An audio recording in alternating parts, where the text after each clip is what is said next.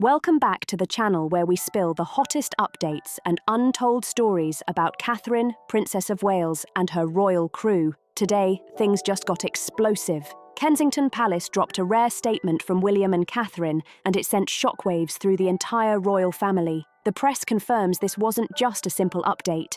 This was a jaw-dropping move that shook the monarchy to its core. Nobody expected the future king and queen to hit us with something this bold, especially when everyone's counting on stability.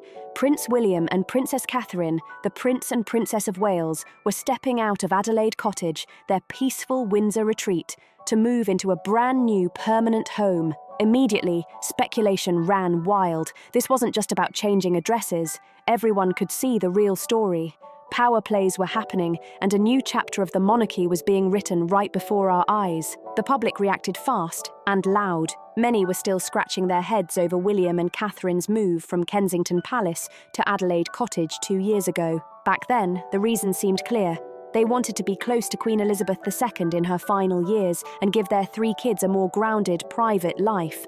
But now, uprooting the family again without any explanation sent shockwaves through everyone. People are asking, why would William and Catherine, who've built such a calm, composed image, pull off another major, unexpected move? Was the once perfect 4-bedroom cottage suddenly not enough? Or were tensions at the heart of Windsor too heavy to ignore? Even die-hard royal fans started questioning if this move exposed cracks in the monarchy's polished image, sparking chatter all over social media, in families, and across newspaper headlines. Inside the royal walls, the reaction was even sharper. Whispers of distrust and strategy filled the air. Kensington Palace had to step up and officially announce the relocation, while Buckingham Palace, King Charles III's home, stayed eerily quiet, leaving everyone wondering what was really going on behind those palace doors. In the palace's lavish hallways, courtiers exchanged knowing glances. Aides trained in secrecy pressed tight lips,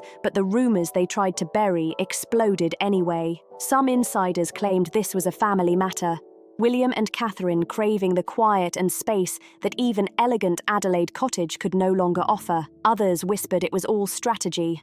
A bold move showing Prince William is ready to carve his own path, independent of his father's shadow. Many saw this as a quiet but powerful statement, a subtle yet unmistakable act of resistance. Though the details were murky, the palace's formal confirmation left no room for doubt. Once hailed as the perfect hideaway for the Wales family, Adelaide Cottage was now just a temporary stop, never meant to be permanent. The official statement hinted at something bigger, but the real story stayed hidden. Unsurprisingly, the uncertainty set the media ablaze. Speculation ran wild. Some claimed hidden motives, while royal experts suggested William could take the throne sooner than anyone imagined. Tabloids went all in, spinning tales of secret rivalries and betrayals behind palace doors. Every word was dissected, every silence analysed, and the tension was suffocating. Those closest to the throne likely held the clearest answers. King Charles stayed silent, but insiders say he was visibly uneasy.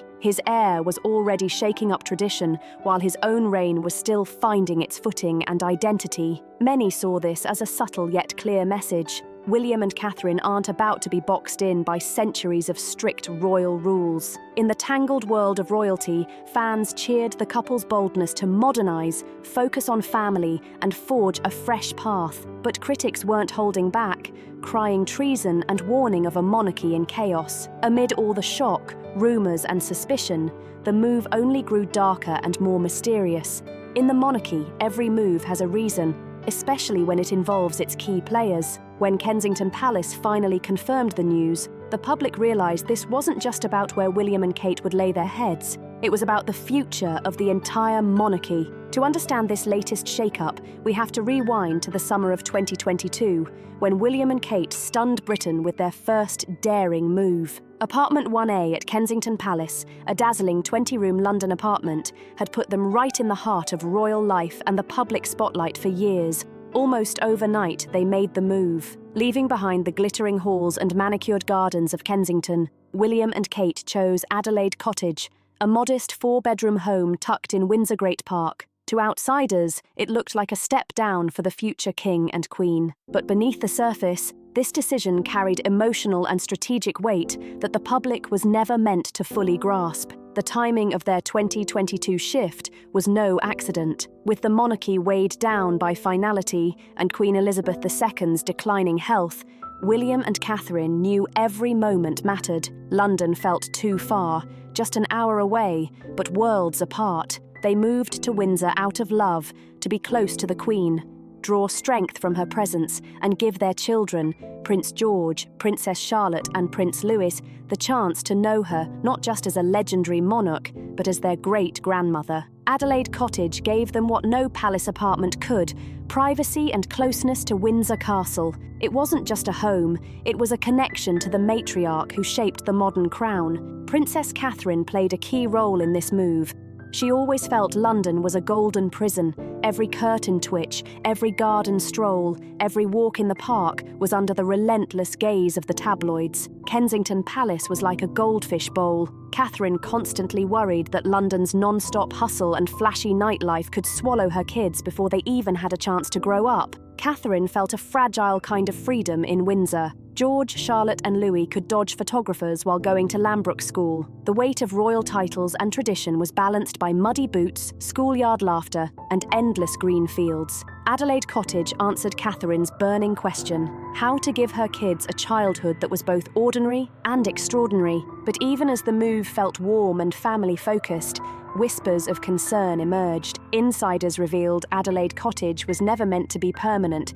It was too small, too simple, too insecure for a future king and his family. It was a test. William wanted to see if stepping away from London's royal hub could work. Catherine saw it as a shield, a stop button against the chaos that threatens them in a world where normal rarely exists. Adelaide Cottage offered a priceless, fleeting taste of normal life for their kids. From day one, William and Kate were planting seeds for something much bigger. Every family dinner in that humble dining room, every school run along the quiet country roads, and every peaceful moment in Windsor's open spaces carried hidden significance. They were testing, preparing, and deciding if life outside the royal machine could truly work. Adelaide Cottage wasn't picked for looks. It was chosen for its idea. It proved that William and Kate could challenge centuries of tradition and lead the monarchy their way. The world watched with fascination and awe, but the couple knew this was just the start, the first crucial step in a journey that would shake tradition, rattle the palace, and force Britain to decide what kind of monarchy it truly wanted. The speculation was intense. Kingdoms breathe, and Adelaide Cottage was just the opening act to something far bigger. For months, one question dominated the royal press: where would the future king and queen move next? Every British outlet, from flashy tabloids to serious broadsheets, was on it. Adelaide Cottage, while charming, had always been seen as temporary. Too small, too limited, and no longer fit for a growing family. What started as gentle curiosity quickly turned into a full-blown rumour storm. Everyone was whispering about Fort Belvoir, and just the hint of it sent chills through the palace establishment. This was no ordinary royal estate. Fort Belvoir's walls carried the weight of history, stained by King Edward VIII's 1936 abdication for Wallis Simpson. For decades, the palace whispered that the place was cursed. Yet William and Catherine reclaiming it captivated everyone. Could the future king and his wife transform a scandal-haunted estate into a symbol of duty and renewal? The press devoured the story, writing countless headlines and paragraphs about the Wales family stepping into those eerie halls and rewriting history before the world's eyes. A new generation was stepping in to heal old wounds in this story of redemption. Inside the palace, there was no romance. Whispers warned that raising children in a house with such a shadowed past could invite disaster. Still, the rumours wouldn't die. The chatter grew louder, obsessive, and dramatic. Royal forums buzzed with debate. Was Fort Belvoir really the right mix of grandeur and privacy for a modern royal family, or was it a reckless move that betrayed the crown's darkest memories? Public opinion was completely divided. Some saw William and Catherine, the epitome of duty, moving into the home of a monarch who walked away as bold and even poetic. Others thought it unthinkable, a scary reminder that history could repeat itself. What started as chatter became a full-blown debate about tradition versus progress, and whether the monarchy could modernise without erasing its past. Meanwhile, the kids brought practical pressure. George, Charlotte, and Louis, were no longer tiny figures waving from balconies.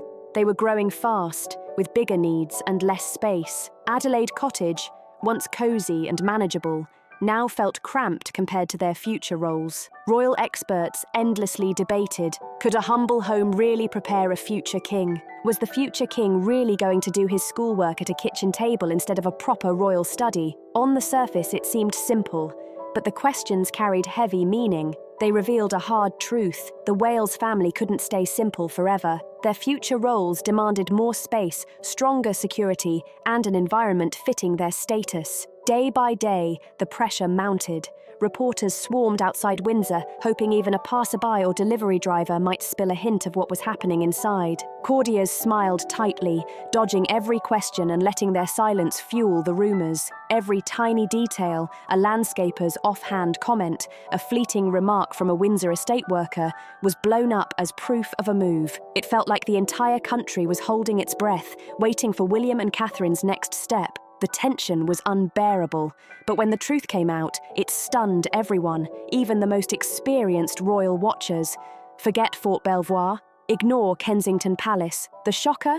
The future king and queen chose the unexpected Forest Lodge. Kensington Palace's short confirmation sent waves through the nation. After months of frenzy, the Wales family wouldn't move into one of the Crown's most famous homes. They weren't reclaiming a scandal-haunted estate. Instead, William and Catherine chose Forest Lodge, a hidden gem on the Windsor estate so secret that even veteran royal reporters had to hunt for it on a map. Overnight, Forest Lodge went from total obscurity to headline news. This quiet, private home instantly became the stage for a move that would reshape the modern monarchy forever. Many were stunned by how hidden Forest Lodge was.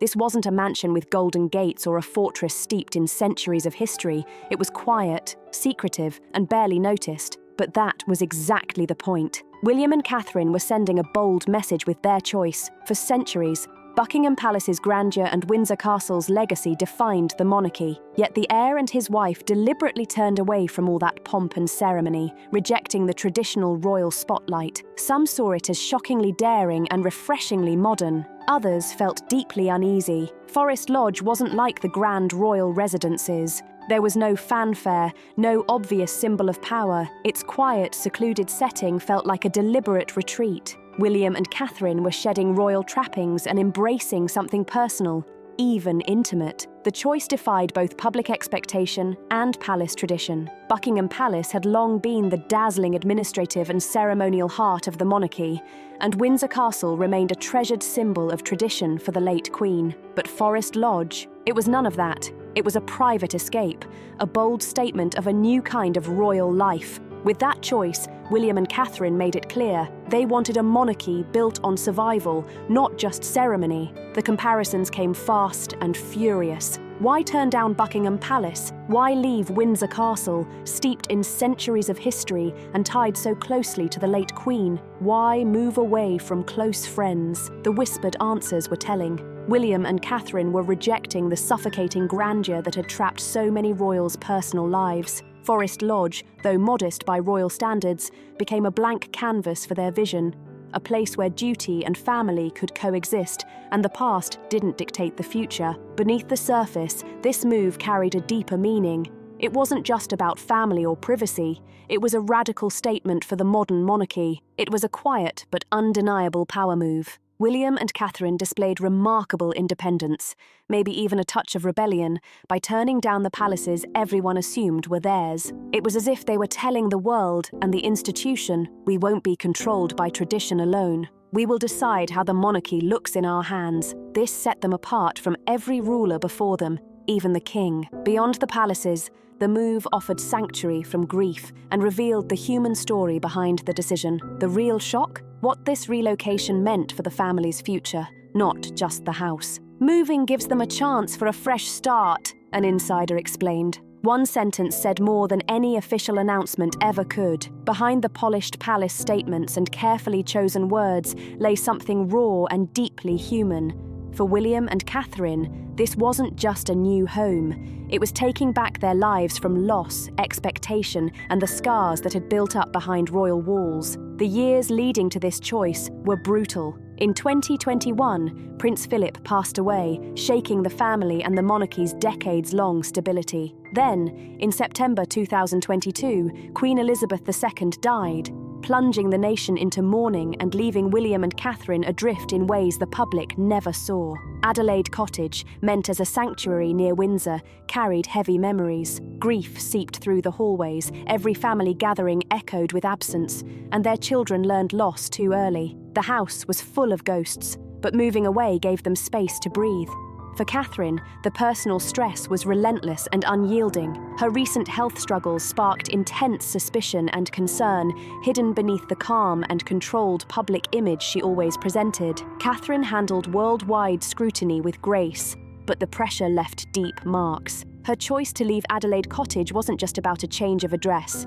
It was about recovery, healing, and protecting her family. She needed to rebuild her strength away from the constant reminders of duty, the unending ceremonies, and the heavy weight of Windsor and the royal halls closing in around her. Forest Lodge offered a quieter, more private space, a sanctuary where she could recover, reflect, and regain balance far from the world's eyes. Meanwhile, William wrestled with his own storm inside. Every day, he juggled the roles of grieving grandson, vigilant father, and future king. Adelaide Cottage had served its purpose, but it never separated the man from the crown.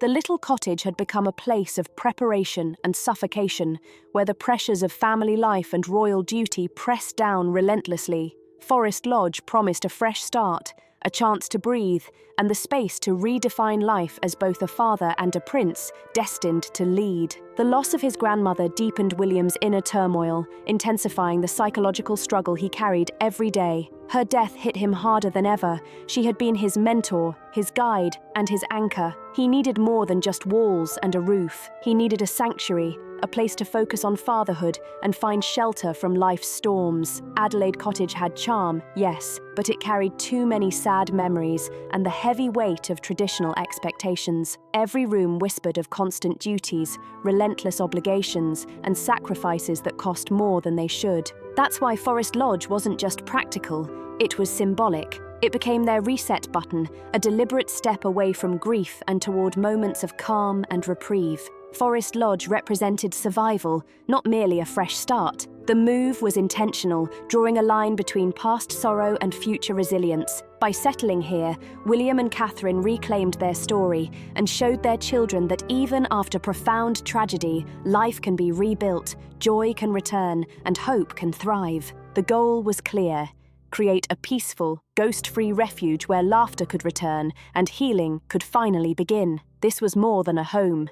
It was a declaration of independence, a new blueprint for the royal family. Though deeply personal, the choice was undeniably political, sending shockwaves through Buckingham Palace. For millennia, future rulers have lived in grand, opulent palaces, but William and Kate shattered that tradition forever. The Prince and Princess of Wales refused to step into Buckingham Palace or Windsor Castle to follow centuries of rigid ritual. Their move to Forest Lodge is a bold rejection of history's carefully written script. No contemporary heir has dared to break the golden mold like this. They are forging their own path, crafting a future on their terms, and forcing Britain to confront the monarchy's toughest question.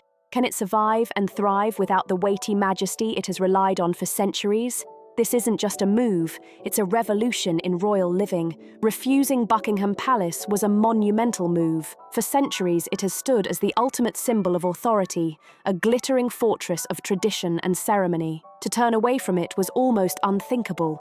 It was turning away from the very heart of the monarchy itself. Windsor Castle, cherished by Queen Elizabeth, had long been a safe haven through times of conflict and transition. Yet William and Catherine declined both. Their reasoning was simple but revolutionary. No grand palace could offer the life they envisioned for themselves or their children. Instead of opulence, they chose something personal, intimate, and modest by royal standards. The decision stunned critics and thrilled supporters alike, proving that this new generation of monarchs refuses to be chained by outdated traditions. William and Kate were rewriting the rules of the crown on their own terms. Their approach to money was even more astonishing. Royal restorations have always sparked controversy. with public outrage following the spending of government funds on royal estates. But William and Catherine learned from history and set a strict limit. They paid for every Forest Lodge improvement themselves, from plumbing fixes to preservation work. For royals of their standing, this was completely unprecedented.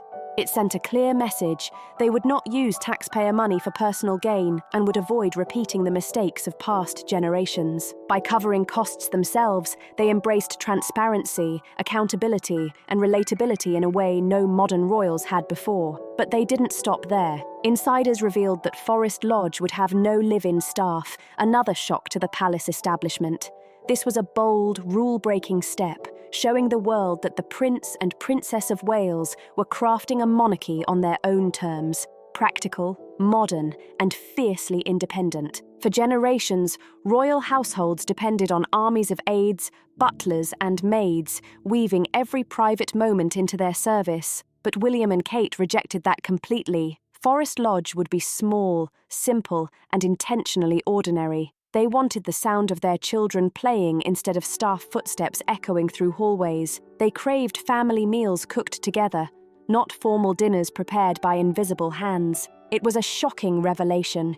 Even the most powerful royals desired a quiet, grounded life. With one decisive move, the monarchy shifted in real time. William and Kate dismantled the elitist barriers that had long made the institution feel untouchable and untamed. Their choice proved that the crown could evolve, embrace humanity, and be relatable, without losing its dignity or authority. A monarchy stepping into the 21st century felt like a breath of fresh air to its supporters. Detractors, however, called it reckless, claiming William and Catherine were diluting the crown's mystique. Critics warned that removing centuries of grandeur would turn the monarchy into just another wealthy family, visible but ordinary. Whether seen as daring or irresponsible, one thing was undeniable: the monarchy had changed. A new precedent had been set, and it was irreversible. William and Kate had shattered convention, redefining what it meant to be royal. Their bold defiance promised survival, but carried the risk of radical transformation. As with every bold move, the house was divided. Rumours of betrayal and palace intrigue spread like wildfire. Inside the gilded corridors of the establishment, reactions were mixed, and the relocation to Forest Lodge was anything but quietly accepted. The palace buzzed with tension, speculation, and whispers of unprecedented change. Some cheered the audacious move, while others could barely contain their resentment. There was no ignoring how William and Catherine's decision split the monarchy in two. King Charles reportedly felt uneasy with the timing. The crown was still adjusting after the Elizabethan era, and he had only just begun shaping his own style of leadership. Yet here was his heir, making bold, unilateral choices that seemed to rewrite the very rules of royal life. Charles, a king devoted to tradition and continuity, saw the move as more than unusual. It felt like an affront to royal authority. Every monarch before him had embraced Buckingham Palace or Windsor Castle as symbols of power and stability. His son's rejection of both was perceived not as innovation or modernization, but as defiance. The palace corridors buzzed with unease as the future king and queen carved a path that unsettled even the most steadfast guardians of tradition. The news reportedly struck Queen Camilla hard. After decades of working to secure her place in the royal family, she watched as William and Catherine bypassed Windsor Castle, a site she held sacred to the late Queen and a symbol of her own new status with Charles. To Camilla, this was more than a choice. It was a statement. It felt like a quiet declaration that she and Charles belonged to the past, while William and Catherine were boldly shaping the monarchy's future on their own. Friends say she perceived it as a personal slight, a deliberate distance carved between her and the king. Forest Lodge wasn't just a home in her eyes, it was a reproach. Yet, amid the tension, murmurs of admiration for the couple's courage came from other corners of the family. Some royals quietly applauded the boldness, recognizing that William and Catherine were redefining what the crown could mean in the modern age. Princess Anne, known for her dislike of pomp and ceremony, reportedly supported her nephew's bold decision. To her, William's choice reflected her own life of duty, practicality, and fierce individuality. She recognized that the monarchy had to evolve beyond tradition to survive and praised William and Catherine for their courage to leave behind grandiosity in favor of something more grounded. even if it meant facing harsh criticism from die-hard traditionalists. Her quiet, behind-the-scenes support revealed a family truth that neither traditionalists nor modernizers could ignore. This divide went deeper than blood. Reactions among palace staff were mixed and often intense. Some, exhausted by the endless maintenance of enormous, inefficient palaces, welcomed a smaller, simpler home. They saw Forest Lodge as a place with less spectacle, fewer machines, and more focus on people. But others felt blindsided. Serving in the grand palaces had been a badge of honor for generations, symbolizing their place in a legacy far larger than themselves. The contrast between old loyalty and new vision added another layer of tension to the unfolding royal drama. To some, watching William and Catherine step away from traditional royal expectations felt like a loss of purpose and legacy. Even in its subtlety, anger bubbled to the surface, showing just how deeply this decision shook the monarchy. The political world was divided. Some MPs praised the couple for funding Forest Lodge themselves, rejecting taxpayer-funded extravagance and offering a refreshing contrast to royal indulgence. Others, however, complained that the monarchy was drifting from its iconic British symbolism. They questioned what really distinguished the crown from wealthy households if it abandoned its historic palaces. The murmurs grew louder. Was William defending the monarchy or quietly undermining it under the guise of modernization? The couple found themselves caught between allegations of betrayal and admiration for their courage. Some viewed them as heroes, boldly updating an archaic institution. Others saw them as royal rebels, tearing down centuries of tradition with every move. Those simmering tensions left the monarchy's future more uncertain than ever, with every decision scrutinized and every action magnified on the world stage. Final gambit or forever home. The message of this move sent shockwaves far beyond the palace corridors, reverberating across the globe. This wasn't just a change of address, it was a bold model for a monarchy that could either thrive or stumble. By choosing Forest Lodge, William and Kate are laying down a blueprint for how the crown can survive in an age of declining respect and relentless scrutiny. The modest, hidden-away home is more than bricks and mortar. It's a symbol. It represents a monarchy where family privacy, authenticity, and human connection outweigh centuries of rigid tradition. William and Catherine see an opportunity to safeguard what truly matters: the humanity of monarchs, not the grandeur of palaces. They have declared Forest Lodge their forever home, but royal life is never truly permanent. According to insiders, the couple plans to remain in Windsor for decades, raising George, Charlotte, and Louis away from London's glare. Forest Lodge offers the children a rare chance to grow into roles they did not choose, but must embrace, free from constant cameras, endless gossip, and the crushing weight of expectation. Some suggest there's a hidden master plan behind it all, a calculated effort to protect the present and prepare for the future. Prince William is quietly shaping himself into a people's king, a leader who rules through relatability and presence rather than pomp, choosing to shun traditional palaces in favor of something real and personal. Forest Lodge has become far more than just a home. It is a sanctuary, a symbol, and a battleground for the monarchy's potentially most pivotal chapter yet. The pressing question remains: is Britain's most scrutinized family stepping into a stable era, or is this simply the calm before a storm that could shake the crown to its core? As Adelaide Cottage closes its doors and Forest Lodge opens, one thing is undeniable: the monarchy will never be the same again. Its story has been rewritten, its traditions challenged, and its future forged by bold choices and human courage.